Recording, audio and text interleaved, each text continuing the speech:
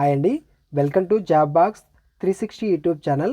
Friends, ఈరోజు వీడియోలో sports టెర్మినాలజీకి సంబంధించినటువంటి ఇంపార్టెంట్ క్వశ్చన్స్ అయితే చూద్దాం. ఈ టాపిక్ కూడా మీకు ఎగ్జామ్కి ఉపయోగపడుతుంది. ఈ టాపిక్ నుంచి కూడా క్వశ్చన్స్ వచ్చే అవకాశం ఉంది. కాబట్టి ఈ టాపిక్ మొత్తం క్లియర్గా ఈ వీడియోని ఎక్కడా స్కిప్ చేయకుండా చివరి వరకు చూడడానికి ట్రై చేయండి. ఇంకా ఈ వీడియోని లైక్ చేయనట్లయితే ఒక లైక్ చేసి మీ ఫ్రెండ్స్ కూడా ఈ వీడియో లింక్ని షేర్ చేయండి. ఫస్ట్ టైం మన ఛానల్ చూస్తుంటే సబ్స్క్రైబ్ చేసుకొని ఫాలో అవుతుండండి. డిస్క్రిప్షన్లో టెలిగ్రామ్ గ్రూప్ లింక్ ఇచ్చాను. ఈ పీడిఎఫ్స్ మీకు టెలిగ్రామ్ గ్రూప్లో ప్రొవైడ్ చేయడం జరుగుతుంది. కాబట్టి టెలిగ్రామ్ గ్రూప్లో కూడా జాయిన్ అయ్యి ఈ పీడిఎఫ్స్ అనేది డౌన్లోడ్ చేసుకొని సేవ్ చేసి పెట్టుకోండి. ఎగ్జామ్ ముందు చదువుకోవడానికి వీలుగా ఉంటుంది.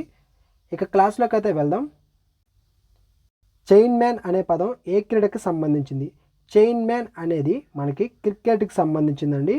మనకి లెఫ్ట్ సైడు అంటే ఎడమ చేతి వాటం కలిగినటువంటి లెగ్ స్పిన్ బౌలర్ని చైన్ మ్యాన్ అని చెప్పేసి పిలవడం జరుగుతుంది. బటర్ఫ్లై స్ట్రోక్ అనేది ఏ క్రీడకు సంబంధించింది? బటర్ఫ్లై అనగానే స్విమ్మింగ్ సంబంధించింది. ఏంటి? ఈతకు సంబంధించింది. మనకి ఈ యొక్క ఏదైతే స్విమ్మింగ్ ఉందో దీంట్లో బటర్ఫ్లై ఒకటి, బ్యాక్ స్ట్రోకు, బ్రెస్ట్ స్ట్రోకు, అదేవిధంగా మనకి ఫ్రీ స్టైల్, ఓకేనా? ఈ 4 ఉంటాయి. ఈ 4 కూడా మీరు ఒకసారి చూసుకోండి. ఎగ్జామ్లో ఇదే అడగచ్చు, లేకుంటే ఏవైతే ఫ్రీ స్టైలు ఇవి చెప్పాను కదా, సో అవి కూడా అడిగే అవకాశం ఉంది. బిట్వీన్ ది లెగ్స్ లేదా ట్విన్నర్ అనే పదం ఏ స్పోర్ట్కు సంబంధించింది? ఏ గేమ్కు సంబంధించింది అంటే మనకి టెన్నిస్కి సంబంధించింది. బిట్వీన్ ది లెగ్స్ లేదా ట్విన్నర్ అనేది. బుల్ సై అనే పదం దేనికి సంబంధించింది? బుల్ సై అంటే షూటింగ్కి సంబంధించింది. డ్యూస్ అనే పదం ఏ క్రీడకు సంబంధించింది? డ్యూస్ అంటే టెన్నిస్ మరియు బ్యాడ్మింటన్, ఈ 2 స్పోర్ట్స్కి సంబంధించింది అనమాట డ్యూస్ అనే పదం. చెక్మెట్, మనకి చెస్లో చెక్మెట్ అని అంటాం, ఓకేనా? చెక్మెట్ దేనికి సంబంధించింది? చెస్కి, చదరంగానికి సంబంధించింది. చదరంగంలో ఎన్ని గళ్ళు ఉంటాయంటే 64 ఉంటాయి, ఓకేనా? 8 × 8 64 ఉంటాయి. ఈ పాయింట్ కూడా మీరు ఒకసారి చూసుకోండి. గ్యాంబిట్ అనే పదం ఏ క్రీడకు సంబంధించింది? గ్యాంబిట్, చెక్మేట్ ఇవన్నీ చెస్కి సంబంధించినవి. డ్రిబ్లింగ్ అనే పదం ఏ క్రీడలో వాడడం జరుగుతుంది అంటే ఫుట్బాల్, బాస్కెట్బాల్, వీటిలో డ్రిబ్లింగ్ అనే పదాన్ని వాడతారు. ఈ డ్రిబ్లింగ్ అంటే ఏంటంటే బాలుని తన అదుపులో ఉంచుకొని ఎదురుగా ఉన్నటువంటి జనాలు ఎవరైతే ఉంటారో వాళ్ళందరినీ తప్పించుకొని బాల్ను తీసుకెళ్లేదాన్ని డ్రిబ్లింగ్ అంటాం.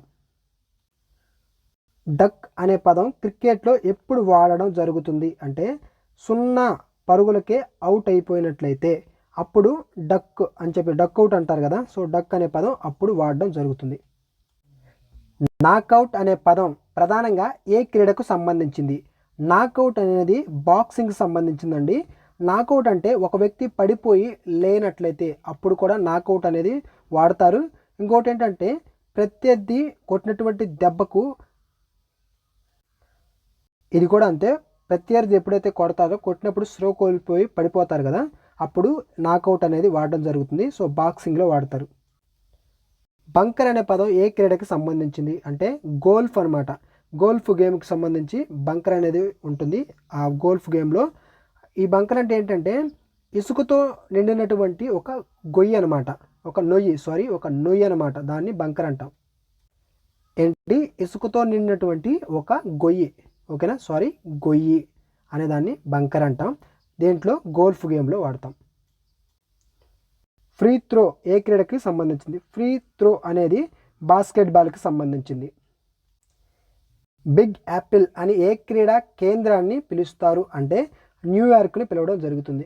Big Apple.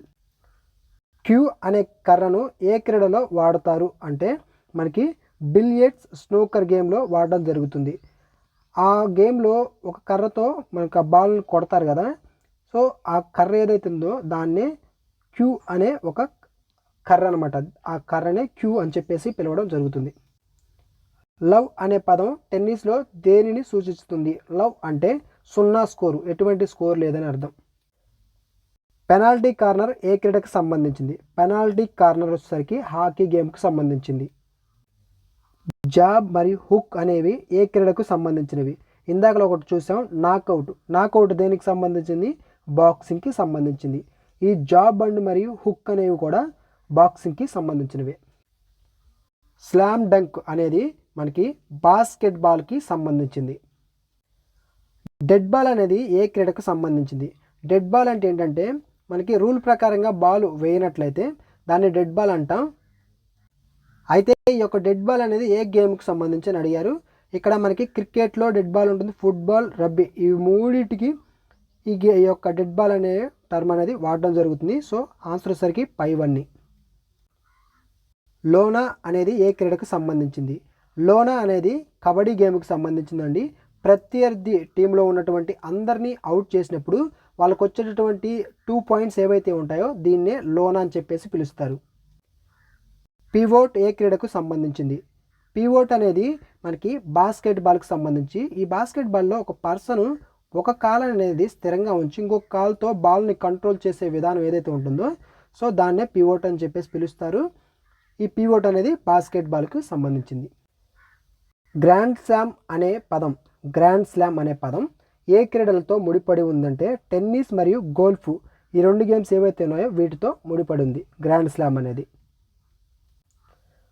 చక్కర్ అనే పదం ఏ క్రీడలో ఒక విభాగంగా సూచిస్తుంది అంటే మనకి పోలో గేమ్ ఏదైతే ఉంటుందో దీనికి సంబంధించింది ఈ చక్కర్ అనేది. మనకి ఈ పోలో గేమ్లో చిన్న చిన్న భాగాలుగా విభజించడం జరుగుతుంది. ఈ పోలో గేమ్ని ఆ చిన్న చిన్న భాగాలు ఏవైతే ఉంటాయో దాన్నే చక్కర్ అని చెప్పేసి పిలవడం అయితే జరుగుతుంది. బంపింగ్ అనే పదం ఏ క్రీడలో వాడడం జరుగుతుంది?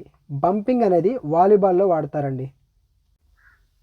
మనకి ఈ బంపింగ్ అనేది వాలీబాల్లో వాడతారని చెప్పాను కదా. అసలు ఈ బంపింగ్ అంటే ఏంటి?